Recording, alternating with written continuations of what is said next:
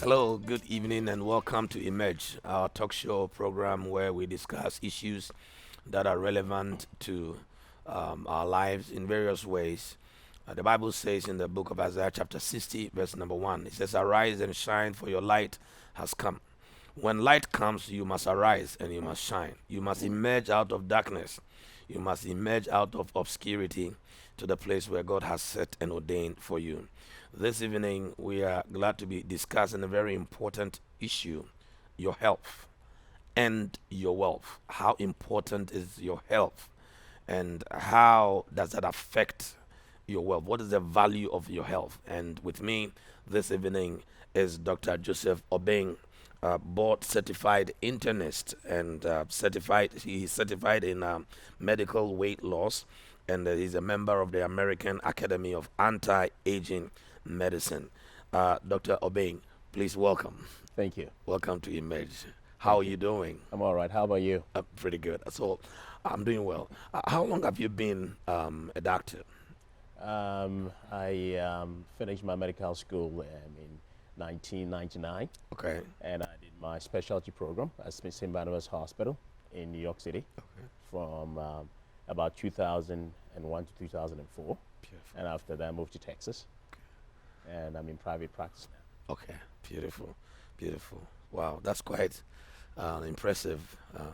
So you're a board certified internist, and Yes. you are also certified in medical weight loss. Can you tell Yes. us a little more about that?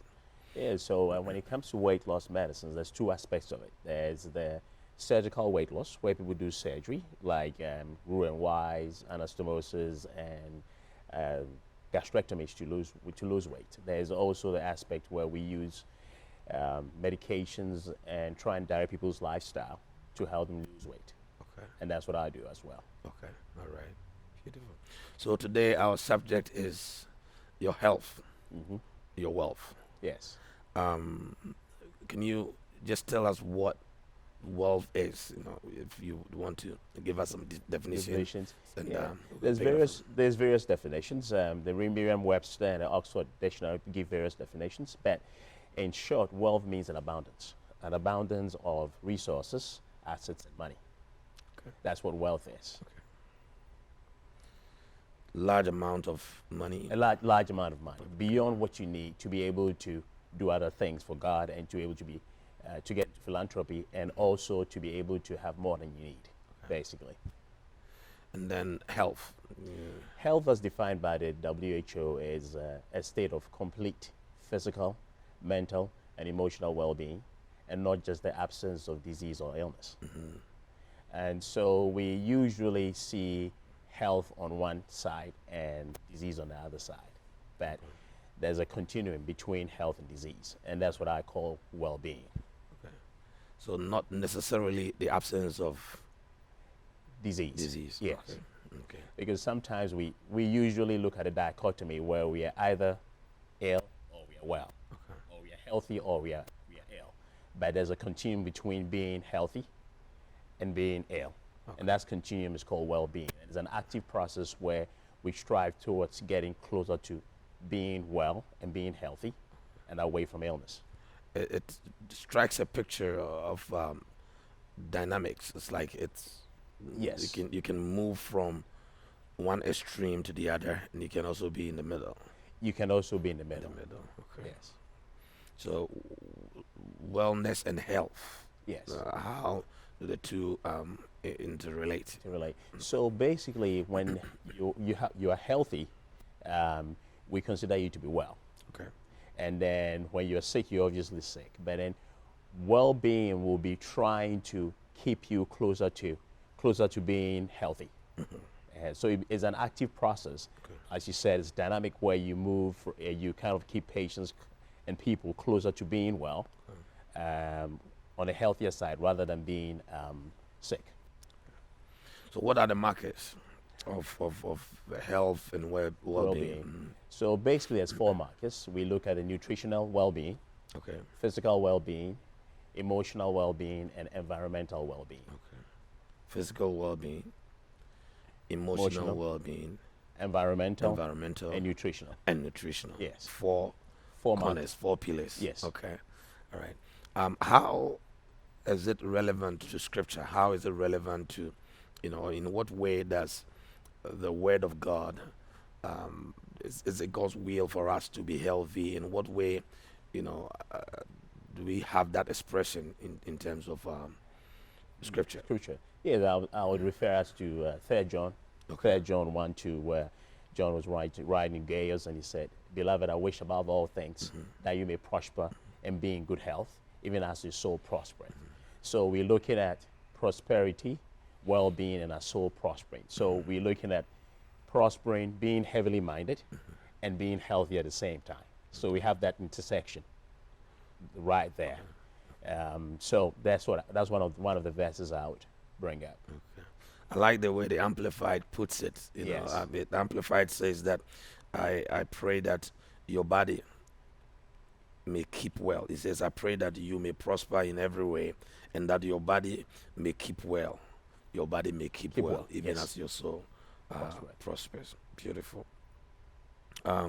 So you talked about the 4 pillars or the 4 markers, Yes. nutritional, and then you talked about the physical So, well-being, and then you talked about Environmental environmental and emotional. and emotional component. Can you take them one by one and just let's not deal with them? Okay. I can prompt you, as we go. Okay. along, So the nutritional well-being has to do with your nutrition. Nutrition basically is the process by which we acquire food Okay. and what our body does with the food that we eat. So when we talk about nutritional well-being, we're talking about keeping ourselves healthy by looking at what we eat. So there's basically 2 main groups of nutrients for our body: the macronutrients and the micronutrients. So the macronutrients are the fats, carbohydrates, and proteins, and the micronutrients are the vitamins and minerals and other trace elements. So these come together to help our body's metabolism. When we talk about metabolism, we are talking about the chemical processes in our body that help us to keep alive. So these, the micro and the macronutrients are the fuel that our cells need and use to maintain our health. Yes. So if you have an excess or a deficiency of these nutrients, it can lead to disease. Yes. To the layman, the average man on the street, you talk Yeah. about macronutrients Yes. and micronutrients. Nutrients. Yes. They may, feel a little bit confused. Confused about Can you that. break it down a bit for Yes. us? So the macronutrients are carbohydrates, Okay. fats, and proteins. So carbohydrates are basically your bread, your pasta, your bread, your pasta, your couscous, Rice. your rice, and then the fats are the oily stuff. Okay. The cheese, the salad the dressing. salad dressings, yes. The olive Or the oils. olive oils, and then the proteins are your fish and chicken, your meat, and your eggs, Okay. basically. Okay. So, to make a better selection, or you'll be touching on that later, but Yeah, we in- can. okay. All right, but to make better selections when it comes to these things, the carbohydrates and things, how do we deal with that? I mean, in what way can you advise the average person on how to make better choices when it comes to these things? Because we Yeah. know that nutrition is one of the markers of our health. Yes. So basically, of the macronutrients between the carbohydrates, the fats, and the proteins, we've come to realize that it's the carbohydrates that get us the most. Okay. So basically, doing a low carbohydrate diet is It what gets us the most. What do you mean? Like, yes. it gets So us into more trouble? more trouble. That's Okay. what causes us to gain weight and cause other health problems. It causes us to gain weight, become obese. Too much carbohydrates can cause you to become obese, and when you become obese, you're going to have high blood pressure and diabetes. So most of the diets that are out there are low carbohydrate diets. Okay. So they can give them various names, but if you look at all the diets that are out there that help us, they are low in carbohydrates. Okay. Yes. Okay. And then the proteins are the ones basically the bodybuilding material. So you want to be able to have enough protein in your diet, and it depends. I mean, it's not a one size fits all, but people recommend between 0.5 grams per kilogram to about 1.5 grams per kilogram of protein a day. And with the fats, there's also the saturated fats and unsaturated fats. You want to go more towards the unsaturated fats. So going back to the carbohydrates, Yes. practically, what choices because if I have an option Mm-hmm. between, say, a bowl of rice Mm-hmm. and something else, what choice should I make? What Yeah. counsel or what advice would For you the, give? yeah, it's basically about portion control. Portion So control. it's the amount of carbohydrates and the quality of the carbohydrates. Some of the carbohydrates are inflammatory. So for instance, with rice, you've got brown rice, you've got white rice. Brown rice is less inflammatory than white rice. Okay. So if you're going to eat a bowl of rice, I'd rather you eat brown rice than you eat white rice. And it also depends on the amount that you eat as well. Okay. So quantity and quality. Yes, quantity and quality. Okay. So if there are um, vegetable components Mm-hmm. where you can generate those carbohydrates from it, would you prefer? Is it a better way to go? Yes. Okay.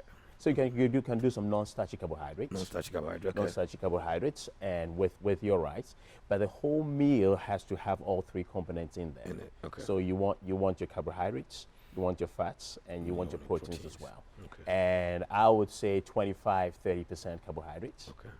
and maybe about that 30-40% of the protein, and the other ones will be fat. Okay. When it comes to the protein Yes. component, some people are a little more. They try to avoid red meats and Yes.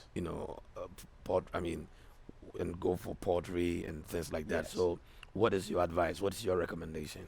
Basically, the recommendation is lessen the amount of red meat we eat. Okay. So more fish and chicken. Okay. Usually chicken without the skin, Okay. because the skin is where all the cholesterol is in the chicken. Okay. So chicken without the skin, fish, and some meat. You can have some meat, but is in limitation, because too much red meat has also got its own health issues with it. Okay. And then there's also plant protein as well. Beans and other legumes can give us plant protein as well. So there's animal sources of protein and then plant sources of protein. Some people prefer a mixture of both. Others think you should go towards more of plant protein. But I prefer a combination. Combination of it too. Because sometimes the plant protein can have a little bit of carbohydrates also in them. Yes, And you're right okay, about and it. that So you can- got to watch. Okay. What's Yes. that? Okay. And then we come into the fat component. Yes. Any advice on that? Yeah, so there's healthy fats Okay. and there are unhealthy fats. So basically, you would want to go towards the healthy fats. Okay. Fats that contain the unsaturated fats, Unsaturated. like the omega-3 fat. So the omega-3s, the omega-6s, and omega-9s. So fats that are high in omega-3s, omega-6s, and omega-9s. Okay. So the omega-3s are basically you find them in we don't have a lot of them in our food, so I'll recommend that people take supplements. Supplements. So Okay. the supplements that contain omega-3s. Okay. You get some omega-3s in fishes. The omega-6s are in basically the meat products. Our diet is actually rich in omega-6s. You get in the meat products and the fishes. Fish and fish, chicken, and the meat have a lot of omega-6s. The omega-3s are what we really like, and I would advise people to get more of omega-3s in their diet through their dietary supplements.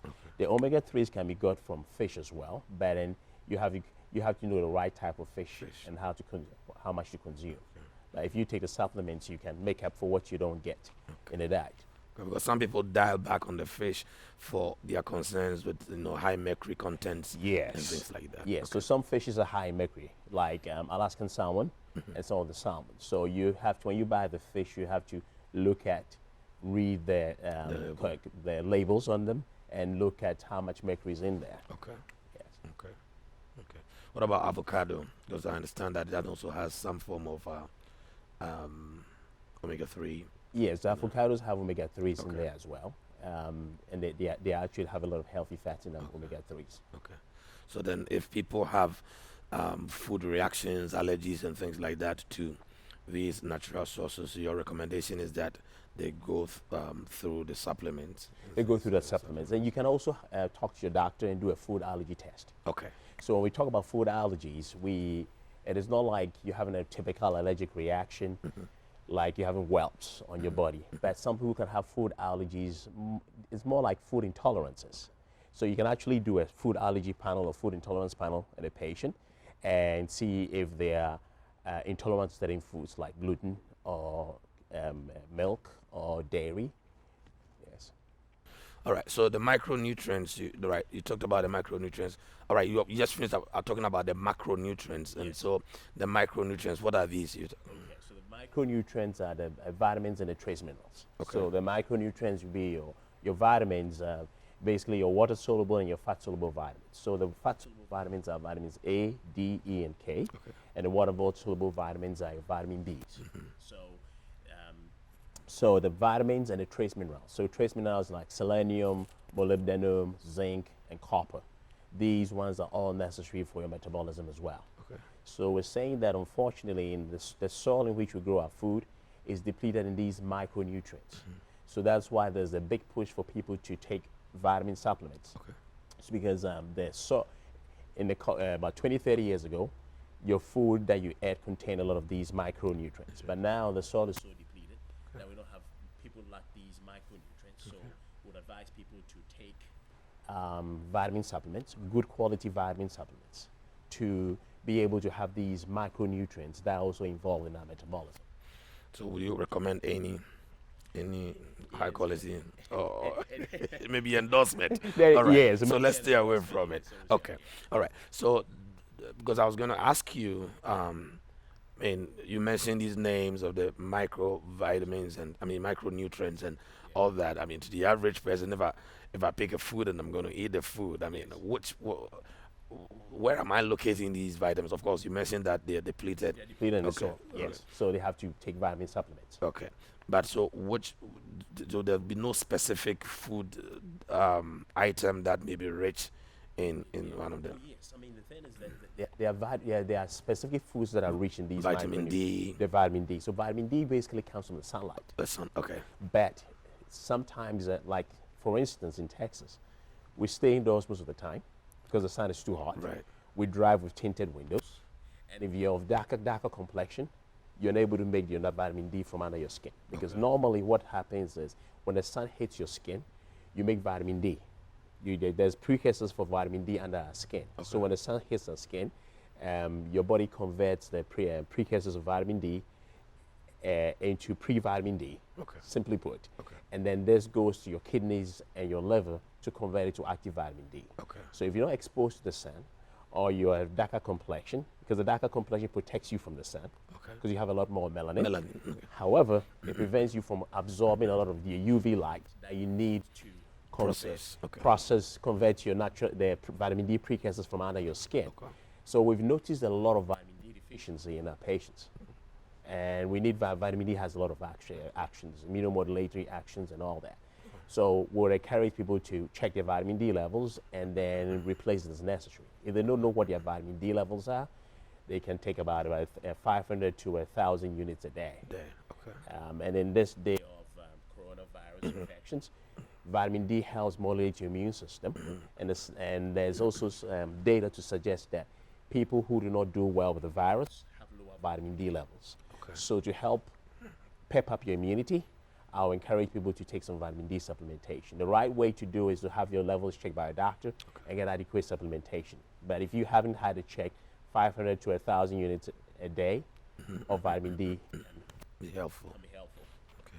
I may ask you to just check the weather and take a morning walk when the sun is not too hot, so you'll be able to sweat and utilize the skin to absorb.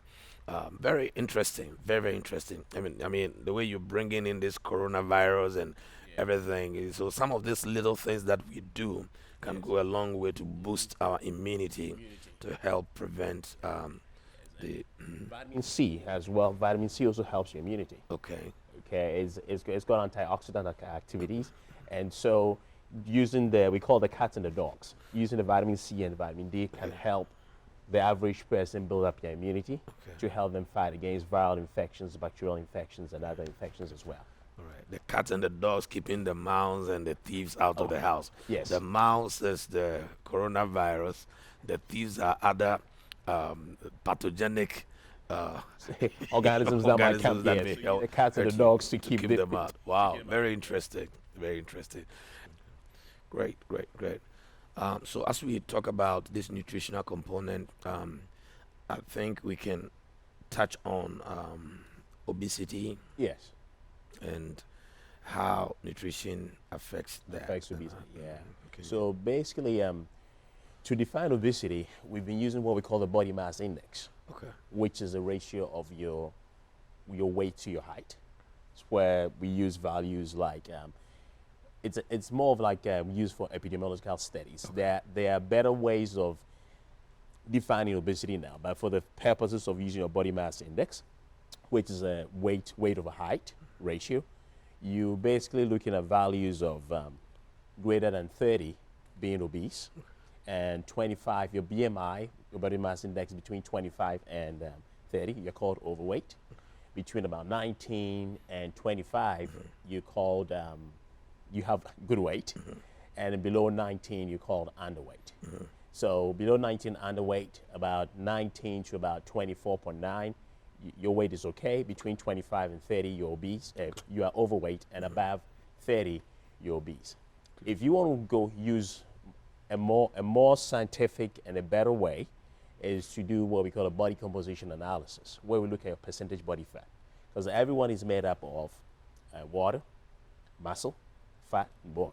Okay, so you're looking at your percentage body fat. You can actually do what we call a body impedance analysis to look at people's percentage body fat, where we use values about between 28 to 32% in guys, and about between 35 to 38 as normal in ladies. Okay. So using the percentage body fat is much better. Okay. So that's the definition for obesity. Okay. And then there's even various grades of obesity. There's obesity 1, 2, and 3 based on the body mass index. If you are between 30 to 35, it's called obesity 1. Between 35 and then 40, obesity type 2. And if your BMI is about 40, you are super obese. Okay. Okay. Yes. Okay. And how does that relate to diabetes and high blood pressure, and what are the cost component of it? Because we are talking about how your health affects your wealth. Yeah, so obesity basically is associated with a lot of illnesses. Okay.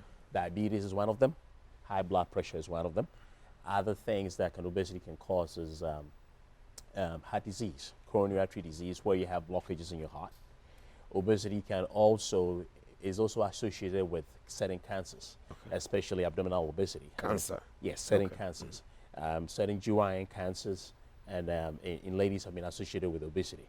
So keeping ourselves in a close to near normal weight is actually advantageous to us. Okay. Obesity can also cause breathing problems in terms of breathing, in terms of having a lot of fat on your chest wall, and you breathing in and out can cause obesity. It can cause can cause you to have difficulty breathing. It also can cause obesity around your neck, and you having a smaller smaller oropharyngeal airway can cause you to snore and cause you to have sleep apnea. Okay.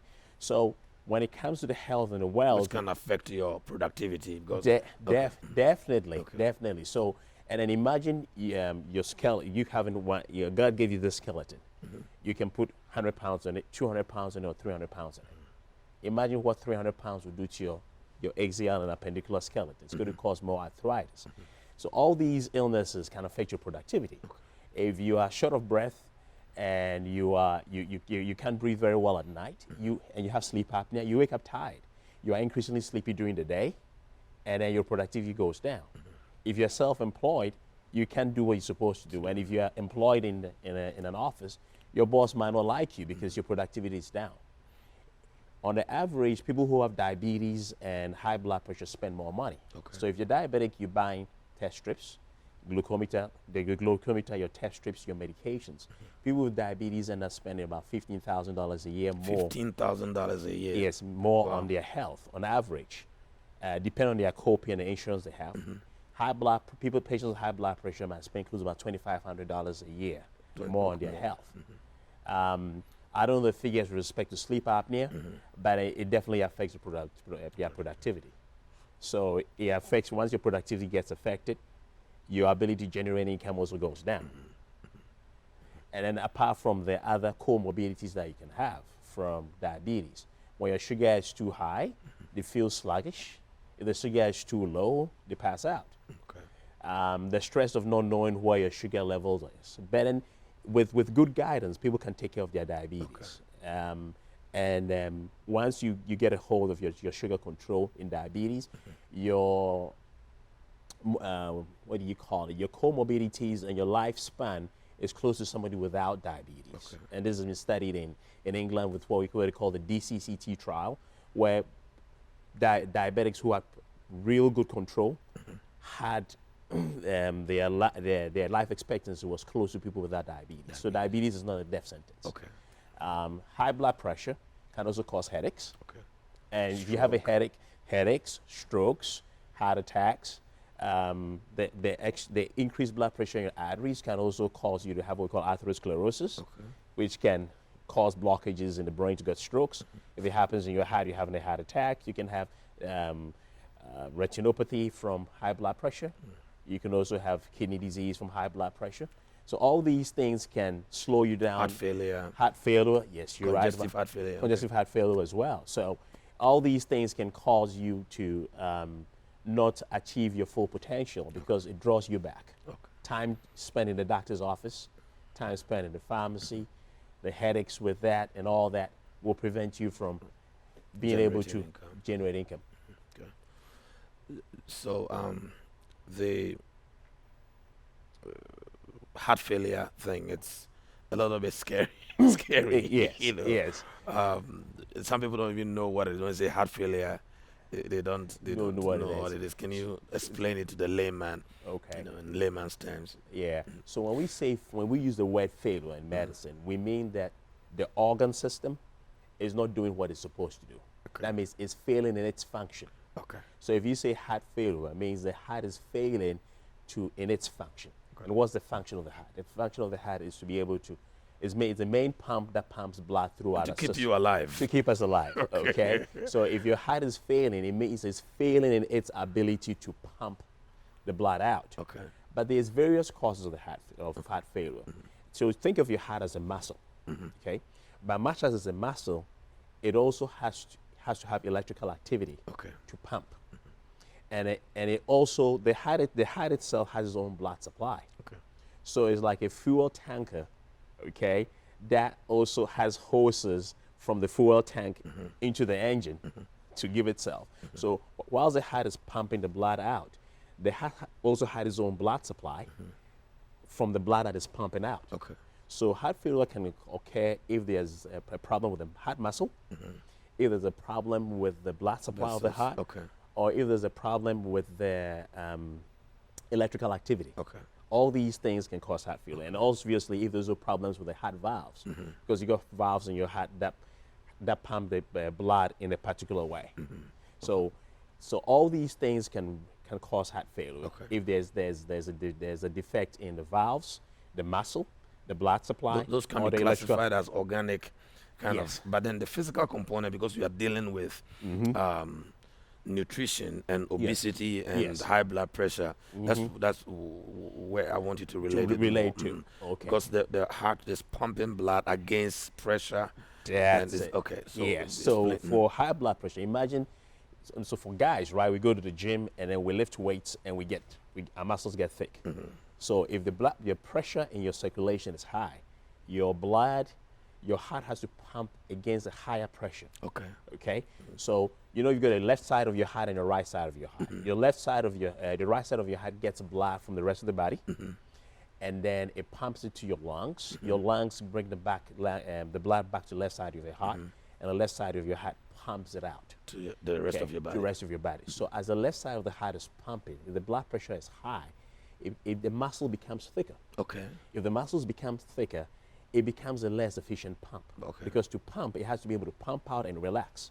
If the muscle gets thicker, it's called left ventricular hypertrophy. Then the blood, the volume that the chamber gets smaller. Smaller. Okay. And then it also doesn't relax. Okay. So that can cause a dysfunction in the pump, and that can cause heart failure as well. Okay. High blood pressure itself can also cause thickening or deposition of cholesterol in the blood vessels that supply the heart. Okay. Okay, it's called coronary atherosclerosis, and this can also cause a dysfunction of the heart. Okay. Wow. Yeah. Wow. Very insightful. I mean, there's a lot to talk about on Yes. this subject of Yes. our health and our wealth. Without, if you're not healthy, I mean, you can't get much. You can't get much done. Yeah. And I think for tonight we would want to end here. I want to thank you so very much, Dr. Obeng, for coming to be a part of this and sharing your depth of wisdom. You're very much steeped in these things, and we really appreciate your coming. All right, Thank people, you. God bless you so very much for listening into eMerge and touching on our health and our wealth. Very, very, very resourceful content, and I want to encourage you to go back and watch and share the content with your family, with your friends. You don't know, this could save your life and it could help you even during this moment. During the season of COVID, we have heard stories of people having conditions that makes them susceptible or makes the impact of COVID on their bodies and their lives um, more, how do I put it, the impact is stronger and higher, and ended up killing them. So if we can help reverse some of these conditions in our lives with the practical approaches that Dr. Obing has been talking about, I think it will go a long way. Look, God loves you. God wants you to hang around and live for long. He wants you, long life is our heritage. But the body that God has given unto us, He expects us to take good care of that body by eating right, moving and exercising, making sure that we are sweating in our body, engaging in some physical activities that will go a long way to help us. Till we come your way once again next week, this is Pastor Martinson signing off on eMerge. God bless you.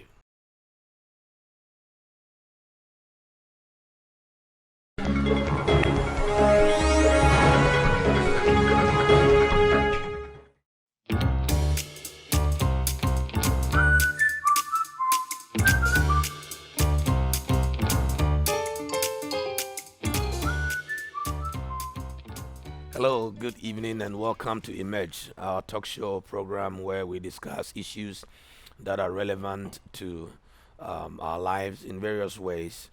The Bible says in the book of Isaiah, chapter 60, verse number 1, it says, "Arise and shine, for your light has come." When light comes, you must arise and you must shine. You must emerge out of darkness. You must emerge out of obscurity to the place where God has set and ordained for you. This evening, we are glad to be discussing a very important issue: your health and your wealth. How important is your health, and how does that affect your wealth? What is the value of your health? And with me this evening is Dr. Joseph Obeng, board certified internist and he's certified in medical weight loss, and he's a member of the American Academy of Anti-Aging Medicine. Dr. Obeng, please welcome. Thank you. All right. Um, let's move on and talk about the second marker Yes. of our health. The Yes. second marker of our health having to do with our physical Well-being. well-being. Yes. Yeah. So, so the physical well-being just refers to we being able to move. And I was trying to look at the Bible to see if there's any parts where God moved. And in Genesis 1, Okay. it was saying that in the beginning, God created heaven and earth. The earth was without form and void, and there was darkness over the surface of the deep, and the Spirit of God moved. Okay. And I also found another example of God moving in Genesis. That was in Genesis, I think, 3, Genesis 3:8. I don't think I had that one there, where it said after Adam and Eve had eaten the tree, the fruit from the tree of the knowledge of good and evil. They were naked, but they said they heard the voice of God moving in the garden in the cool of the day. Okay. The Amplified was saying that they heard the sound of God moving in the garden in the cool of the day. So I think God moved. God moves. God moves. God is a mover. He's a mover. So movement is good. And then Okay. if you look at our bodies, right, everything moves. Your heart is pumping blood. Okay. Your lungs are moving in and out, Out. to get oxygen. Yeah. Your even at a cellular level, you've got a lot of molecules moving around. Okay. Okay. So being sedentary and not moving does not help us. Okay. And there's a lot of advantages to movement. Okay. So one of the things is if you take people who exercise, so when we talk about movement, we're basically talking about exercising, Activity. being active. Walking is exercise. Okay. Actually, so some people don't consider walking to be exercise, but just walking a couple of miles a day is also exercise. And then if you want to get on a treadmill and be more active, that's also exercise. Well, I walk. Yes. I've been trying to average about 6 to 7 miles a day walking. I take a prayer walk, and as I'm walking, you can believe it, I'm sweating. You know, That's it. I didn't think of walking as an exercise, but I've been doing it the past since the corona started. Almost Yes. every day I'm out there on the streets walking, and Yes. it's such a rich exercise. And I would Yes. encourage you to, keep moving, be a mover, because your God is a mover. All right, Yes. please go ahead, Doc. Yes, yeah. So it's good, but then so to really get into exercise, you if you want to walk, that's fine. But if you want to get a real exercise routine, I will encourage people to get an exercise prescription from their physician, Okay. because what fits one person does not fit the other. So you have to know what conditions you have, and then get appropriate exercise prescription to be able to move. So the recommendation for exercise varies from place to place, depending on where you get your data. But people are thinking about maybe 90 minutes of maybe moderate intensity exercise. Let me backtrack. 120 minutes of moderate intensity exercise, of 90 minutes of intensive exercise. Okay. And the intensity of the exercise is basically classified by how fast your heart goes. Okay. So a simple equation is 220 minus your age is your maximum heart rate. Okay. Okay, simply put, 220 minus your age.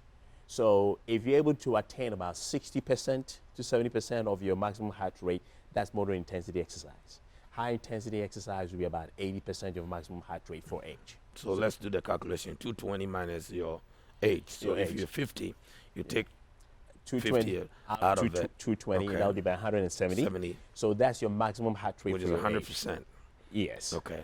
And So- then 60% of that will be Okay. about 90, 100. Okay. So that will be, so half of the 170 will be about 85. So 60% will be about 100. So if you get to about 100 beats per minute, Okay. you are at moderate intensity exercise. And if you get to 80% of it, which will be at 120, you're at high intensity level of exercise. Yes. Okay. Beautiful.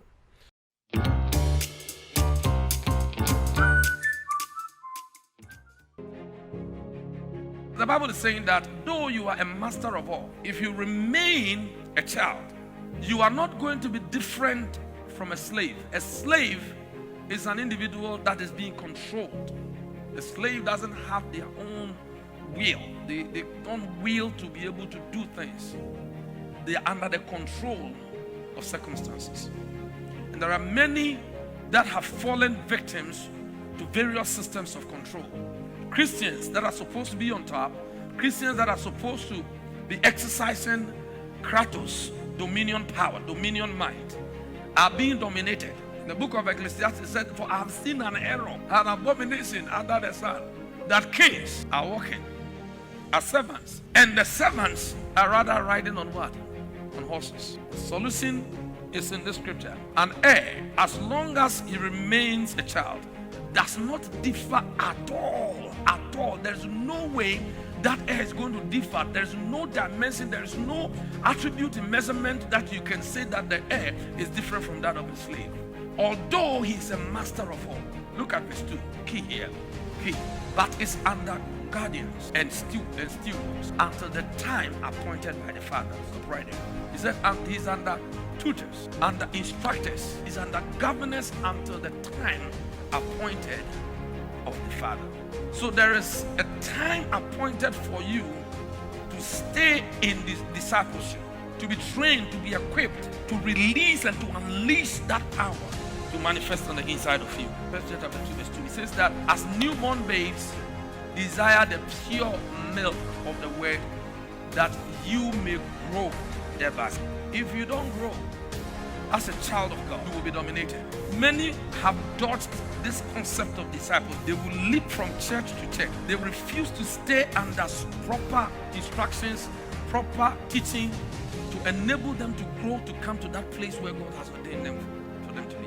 They will jump, they will skip, they would run and not submit themselves to this principle of discipleship.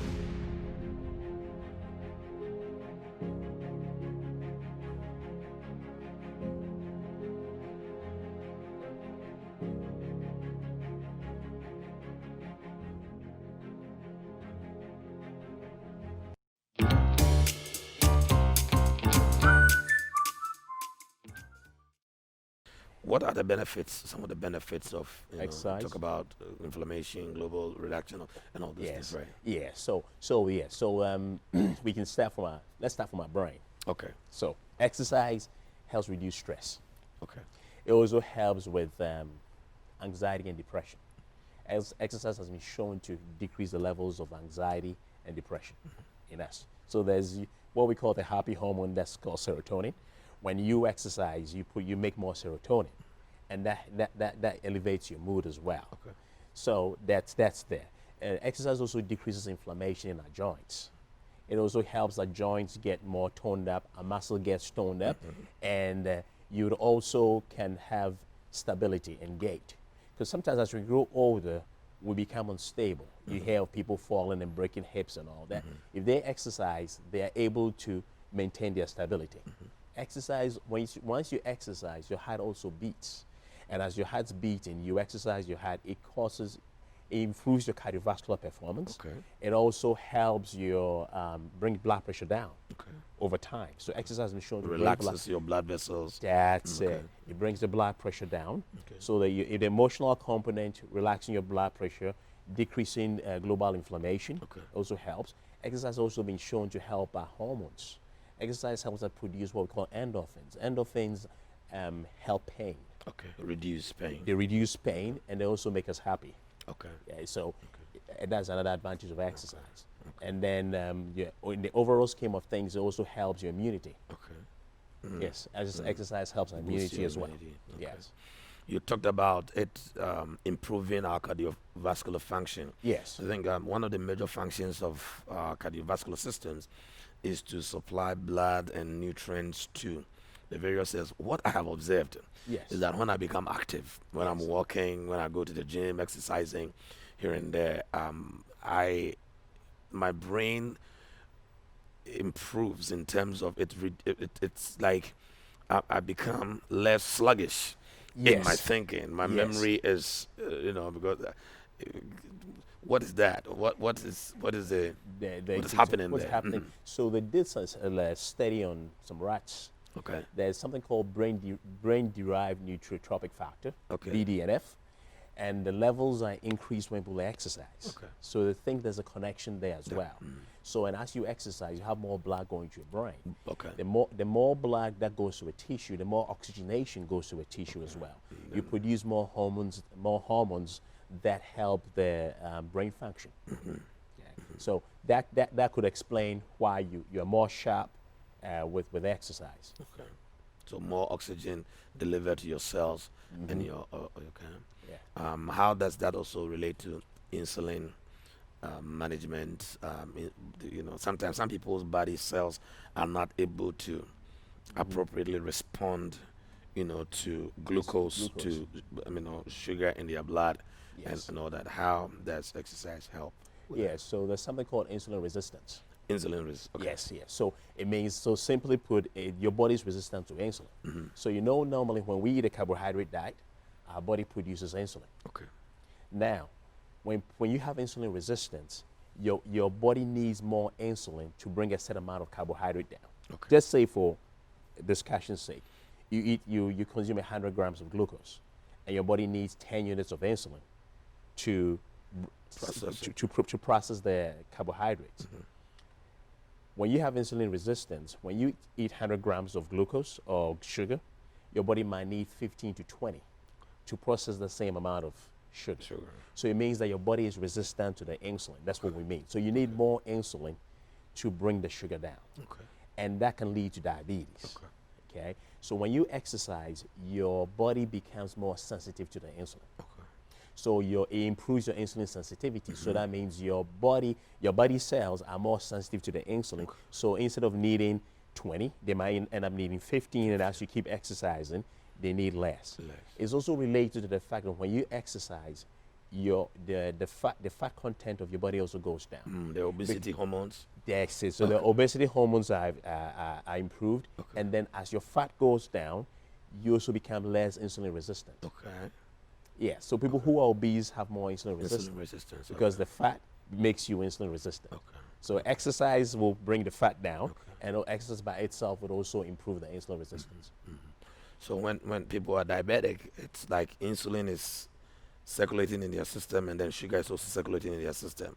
Yes. So for Okay. the diabetics, there's the insulin that they produce is not enough for them. For them, And that's okay. why their sugar is high. High, Because you need the insulin to bring the sugar down. So just to divulge a little bit, you got the type 1s and the type 2 diabetics. The type 1s are the ones who need insulin. Okay. The type 2s, their pancreas and them still produces the insulin, but they take medicines to make their pancreas produce more insulin. Okay. So diabetes is basically an insulin deficient state, and that's why your sugar is high, and you need either insulin or medications to bring it down. Okay. Okay. Wow. Very insightful. When you talk about salesmen, and Yeah. you know, I mean, if they're not active, but we're talking about all these things. How do these things affect your productivity? You know, How do Yes. these things affect your? Because your productivity here is the measure of your wealth. Definitely. Okay, So take it that you're a salesman, and then you are morbid, you're obese, you have sleep apnea. So you wake up tired. You are feeling increasingly sleepy during the day. So say you're a car salesman and you have to go with a customer to look around the lot, and you're feeling increasingly sleepy. You're going to be sluggish. You might pass on the customer to another person. That's lost commission for you. If you're morbidly obese and you have arthritis in your legs and in your knees and your hips, you can't walk around. Or if you even have to drive around to see clients and you have arthritis all over, the pain will prevent you from being able to make as many stops as you want. That goes against that will affect how much commission you're going to make. So it's the illness pulling you back Okay. and then preventing you from being productive to be able to get to your goal. Maximize your wealth. Okay. Good. Some people would say that, well, if my knee is hurting, I just can go in for a knee replacement surgery and all that. I mean, I want you to just put a figure on the assessment, like some Aspects cost like on that, it. yeah. So now knee replacement can cost, depending on where you do your surgery and your insurance that you need, can cost as much as about $100,000. Okay, it can cost about $100,000, but these figures are relative. It depends on the hospital that you're doing it at, your insurance, and your comorbidities. So anywhere between $50,000 and $100,000, there's a if you go on the internet and you go through various health websites, you can have various varying figures. But knee replacement can cost money. People who have spine surgeries, cervical spine surgeries, and back surgeries can also spend between $20,000 and between $12,000 and $20,000 for cervical spine surgeries, and up to $40,000 for lower back surgeries. But the figures are relative, and it sometimes varies depending on the state and depending on the insurance plan and which hospital that you're doing it at.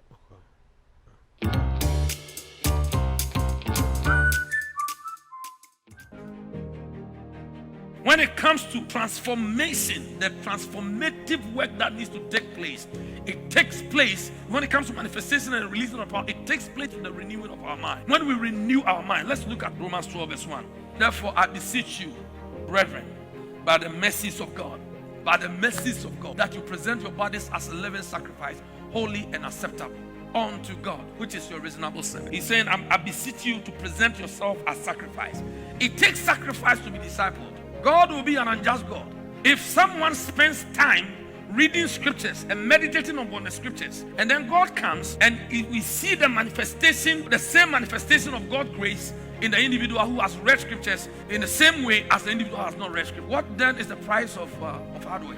Someone says sacrifice. It requires you to set your alarm clock and wake up at 5. If we are praying at 5:30, so that you can prepare yourself and pray and get yourself in the mood and join the prayer system, it takes sacrifice. I beseech you, brethren, by the mercies of, present your bodies as a living sacrifice, holy and acceptable unto God, which is your reasonable service. Verse number 2. And be ye not conformed to this world, and do not be conformed to this world. To be conformed to this world is that you are running your life on the systems of this world. You are operating, you have allowed the world to dictate for you. You are operating as if the world system is the way you are supposed to go. Don't allow the world system to change you. Don't fit into the world system. Don't fit into the mold of the world system. Don't be conformed to this world, but be transformed, be changed by the renewing of your mind. Experience the power of God by the renewing of your mind. Let there be manifestation of the miraculous hand of God, the miraculous workings of God by the renewing of your mind. He said, when you do so,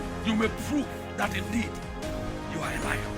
You may prove that indeed you can roar. You may prove that indeed that you can tear any animal apart. You may prove that you have Kratos, dominion power.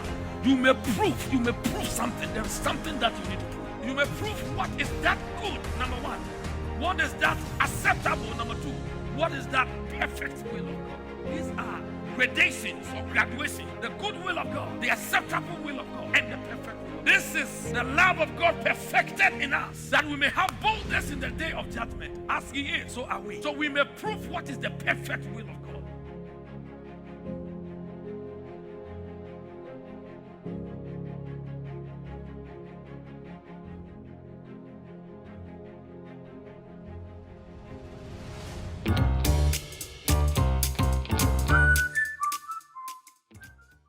Wow, very insightful. So we've talked about the two of the markets for health. Yeah. You talked about the nutritional, and then we talked about the physical. Yes.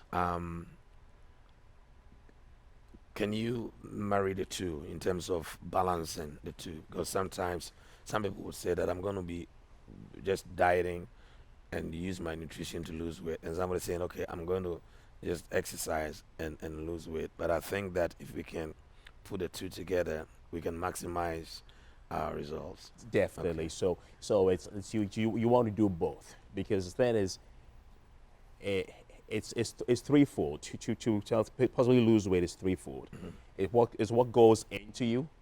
What goes into you? What goes into you, which is your nutrition. Mm-hmm.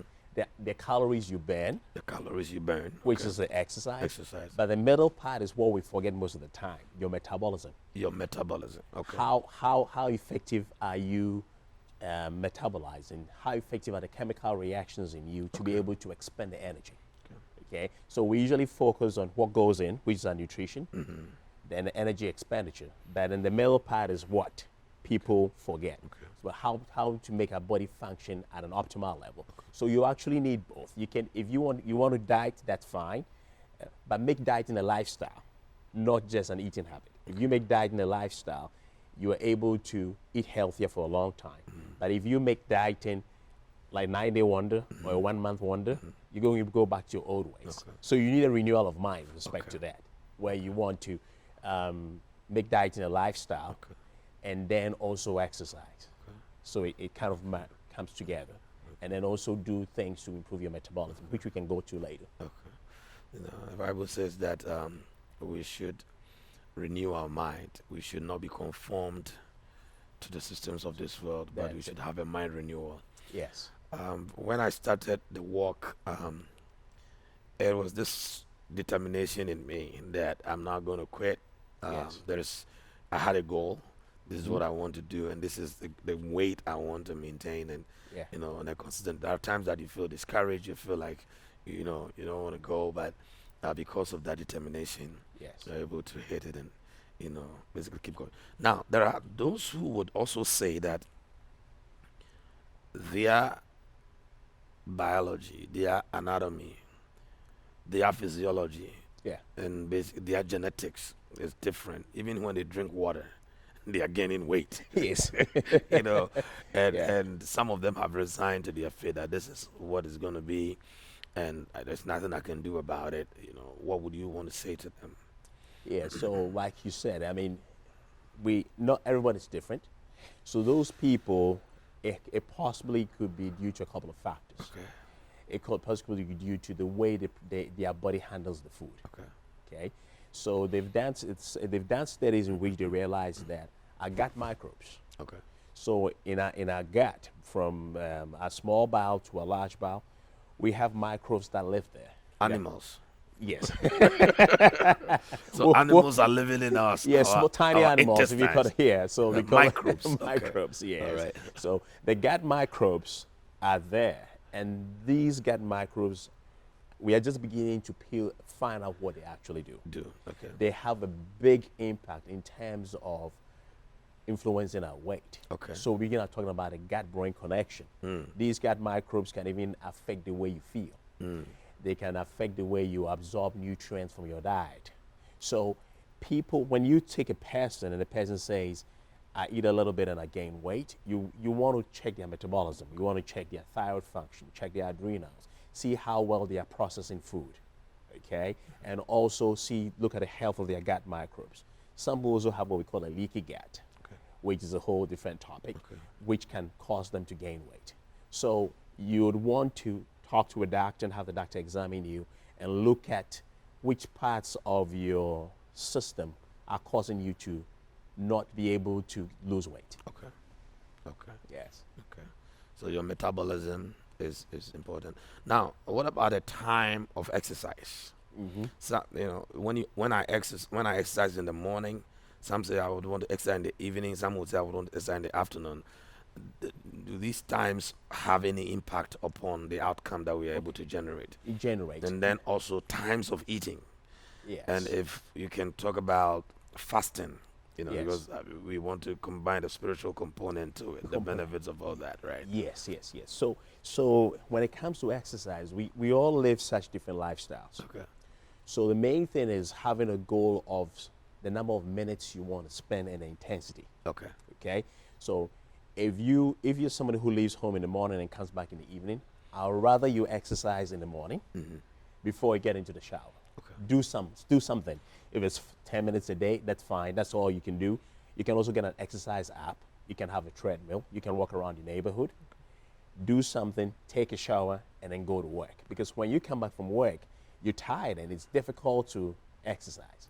Someone who works at night, and that's a night shift, might also want to exercise in the evening before they go to work. So I always would time the exercise before you leave the house or before you get your shower. So you get your exercise, you get your shower, and then you leave the house.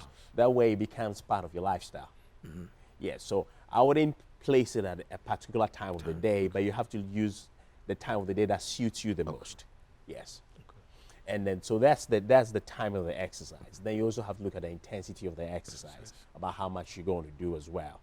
And then you wanted to talk about the fasting? Right, and the times of eating. The times of right, eating, right. okay. So usually I want to look at, I call it an energy pyramid, where you're looking at making breakfast your main meal of the day. Okay. Lunch will be somewhere in the middle. And the evening, you eat the least. Okay. Okay? Because what happens is some of us have an inverted pyramid where we eat a little breakfast, Or nothing at all. nothing at all, eat some lunch, and then we get home, We load it. we load it, we are watching TV, we're gone. So all that energy, That you just calories that you just loaded. you loaded on, Just sitting. is just sitting there. You haven't had time to move around to burn it, Okay. and then you sleep. Okay. So you're going to end up gaining weight that way. So you have an inverted pyramid. So the pyramid should have a bigger base, Okay. where you have more of the calories at In the breakfast morning. in the morning, preferably something that has protein in it. Okay. And then less in the afternoon, and in the evening you eat light. Why have protein in it? Yeah, because protein makes you less hungry. Okay. And so with each meal, you want to have some protein with it, because when you eat only carbohydrates, your sugar spike is higher. Okay. If you have protein with it, your sugars don't spike as much. Okay. And then we were talking about insulin, because once sugar gets into your body produces a lot of insulin. Okay. Insulin is anabolic, meaning it builds. So too much insulin can also cause you to have belly fat. Okay. Okay? Yes, it builds. It builds up stuff. So that's why most of these dieting regimens want you to eat less carbs, so you produce less insulin. Okay. Okay? Yes. So if you eat protein with your insulin, your protein with your carbohydrates, you have less insulin production because your sugar spikes are controlled Okay. and not as high. So protein is a natural way of controlling your sugar, appetite and the your insulin and production. your sugar. Beautiful. Your What sugar about- spikes in the blood. Okay. What about fasting? Because I mean, we just finished 40 days of fasting, and I mean, when I looked at myself in the You were, mirror, I yes, could see it. Even my face was yes, was all, yeah. kind of reduced, and then it, just yeah. Fasting is wonderful. Okay. There's a lot of advantages of fasting. Some people can even do what they call intermittent fasting. Okay. Um, so there's various regimens for intermittent fasting. The regimen that I like the most is selecting an 8-hour period of the day that you eat. So you eat from, say, if you only do between 8 and 4 o'clock or 10 and 6 o'clock, and that's when you eat. And the rest of the 16 hours you don't eat. You don't eat. Okay. And there's a lot of advantages of the intermittent fasting. People, and fasting per se, because it helps you detox. Okay. Because when you fast, there are certain things that you normally would eat that you don't eat. So all that, we'll get to the environmental part where we talk about the toxins in the food, but you're without these, and your body, because you have less carbohydrates going in, your body uses your fat for energy. Okay. Yes, that's why you lose weight when you fast. Okay. Because your body, and because you don't have a lot of food going in, your body switches and starts using your fat for energy. That's what Scavenging the fat cells and fat just cells, yes. eating them up. That's Okay. it. That's Right. it. Because basically fat happens when your body stores excess energy as fat. So in times of quote unquote, when you are fasting, your body is naturally being stressed and starved to a certain extent. So your body switches and says, I'm not getting the food from the Carbohydrates I outside, need. carbohydrates and other things that I need. I'm going to use my fat stores. Okay. So your body starts using your fat stores for burning energy. them. Okay. Yes. And then when people fast, there also has been shown to increase the amount of what we call natural killer cells. Natural Fasting killer cells. improves your immune system. Okay. Okay. Yes, it improves your immune system. You make more natural killer cells. And then if you're fasting also, when you fast, you also obviously get closer to God, and all the benefits of fasting Yeah. that come from. Yes. Isaiah 58, I think verse number 6, 7, 8 there talks about fasting, and it says that your health will spring up speedily. When you Amen. fast, your health will spring up speedily. Yes. Wow. Awesome. Beautiful. Beautiful. These are the two markers of our health that we've talked about, and I think for tonight we would want to end here. I want to thank you so very much, Dr. Obeng, for coming to be a part of this and sharing your depth of wisdom. You're very much steeped in these things, and we really appreciate your coming. All right, people, God bless you so very much for listening into eMerge and touching on our health and our wealth. Very, very, very resourceful content, and I want to encourage you to go back and watch and share the content with your family, with your friends. You don't know, this could save your life, and it could help you even during this moment. During the season of COVID, we have heard stories of people having conditions that makes them susceptible or makes the impact of COVID on their bodies and their lives more, how do I put it, the impact is stronger and higher, and ended up killing them. So if we can help reverse some of these conditions in our lives with the practical approaches that Dr. Obeng has been talking about, I think it will go a long way. Look, God loves you. God wants you to hang around and live for long. He wants you, long life is our heritage. But the body that God has given unto us, He expects us to take good care of that body by eating right, moving and exercising, making sure that we are sweating in our body, engaging in some physical activities that will go a long way to help us.